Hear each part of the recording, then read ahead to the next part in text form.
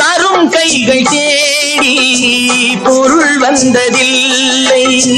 பொருள் கொண்ட பேர்கள் மனம் கொண்டதில்லை. தரும் கைகள் தேடி பொருள் வந்ததில்லை. மனம் என்ற கோயில் திறக்கின்ற நேரம் அழைக்காமல் அங்கே தெய்வம் வந்து சேரும்.